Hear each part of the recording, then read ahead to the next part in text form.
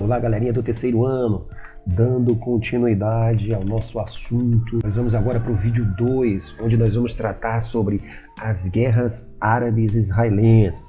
Antes de você assistir o vídeo 2, é importante você assistir o vídeo 1, onde a gente trata sobre o movimento sionista e a formação do Estado de Israel, quando a ONU divide o território palestino entre israelenses e árabes, motivo pelo qual se dá o início de todos esses conflitos, né? O início não, o agravamento dos conflitos entre árabes e israelenses na região da Palestina. Nesse aqui, o vídeo 2, nós vamos tratar dos conflitos entre árabes e israelenses por conta justamente dessa divisão do território ocorrida em 1948 pela ONU.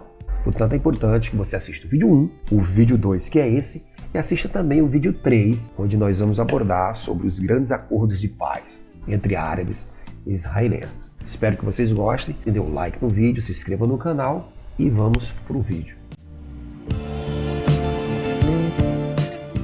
A Primeira Guerra Árabe-Israelense de 1948 a 1949. Assim que a ONU declara a fundação do Estado de Israel em 1948, imediatamente a Liga Árabe, composta por Síria, Iraque, Egito, Transjordânia, lançam suas tropas contra o novo Estado formado na região da Palestina, o Estado de Israel.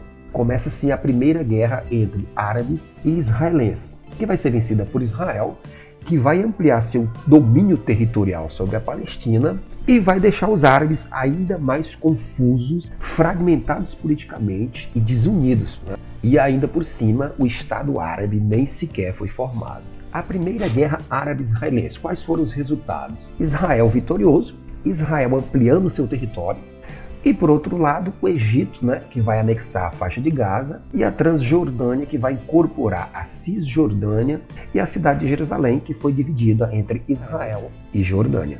Outro reflexo dessa Primeira Guerra são os refugiados palestinos, né, que nós vamos chamar de questão palestina. 1 milhão de refugiados palestinos expulsos, né, da região, que vão se instalar em campos de refugiados nas regiões vizinhas. Esse será sempre o grande motivador dos conflitos na região, o número de refugiados palestinos expulsos de seus territórios pelas forças militares de Israel. A divisão do Estado palestino, cerca de 75% dele, incluindo a Galileia e o deserto de Negev, foram ocupados durante a guerra e passaram para o controle de Israel ao final do conflito. Assim, o território palestino foi dividido entre Israel, Egito e Transjordânia. A Jordânia ficou com a Cisjordânia, o Egito com a faixa de Gaza e Jerusalém foi dividida entre Israel e Cisjordânia. A criação dos campos de refugiados. Expulsos de suas terras, os cerca de 750 milhões de palestinos passaram a viver em campos de refugiados no Líbano, na faixa de Gaza, na Síria. Os que permaneceram nas terras ocupadas pelas tropas de Israel tiveram seus direitos restringidos e passaram a ser tratados como cidadãos de segunda categoria na sua própria terra natal. Surgimento de grupos armados palestinos, né? Setores mais radicais da Palestina vão começar a se unir e a formar grupos guerrilheiros que vão passar a defender a luta armada como uma ação política de fortalecimento do povo palestino para, enfim, conseguir formar também um Estado palestino na região. E assim vai surgir, né, o Al-Fatah, liderado por Yasser Arafat. O surgimento da OLP. Em 1964, o Al-Fatah de Arafat vai se unir a outros grupos, né, e vai formar a Organização para a Libertação da Palestina, a OLP, que também vai ser liderada por Yasser Arafat. Só para facilitar a contextualização do período, o governo de Israel vai se aproximar do bloco capitalista liderado pelos Estados Unidos, e as lideranças palestinas vão se aproximar do bloco socialista liderado pela União Soviética. Lembrando que nós estamos em um dos conflitos que se dá no contexto da Guerra Fria. É importante também lembrar que os israelenses, além da oposição dos palestinos, eles também sofriam com as hostilidades dos demais povos árabes da região que se identificavam com o sofrimento e com a causa palestina. A Segunda Guerra Árabe-Israelense, ou a Guerra de Suez, de 1956.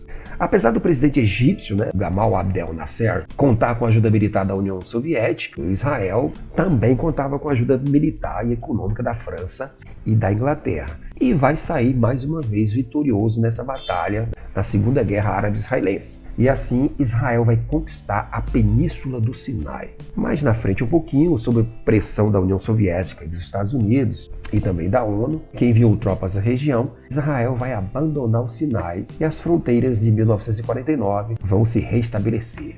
A Terceira Guerra Árabe-Israelense de 1967, ou a Guerra dos 6 Dias. Em 1967, a ONU retira suas tropas da região da Palestina, e aí a OLP, desde 64 tentando unificar os territórios árabes e formar o Estado palestino, se aproveita da retirada das tropas da ONU e ataca Israel com suas guerrilhas, com o apoio dos egípcios, que vão colocar soldados na fronteira, bloqueando o acesso aos portos israelenses. Mais uma vez, com o apoio dos ocidentais, a vitória de Israel vai acontecer e vai levar Israel a ocupar a faixa de Gaza, o Sinai, as colinas de Golã e a Cisjordânia.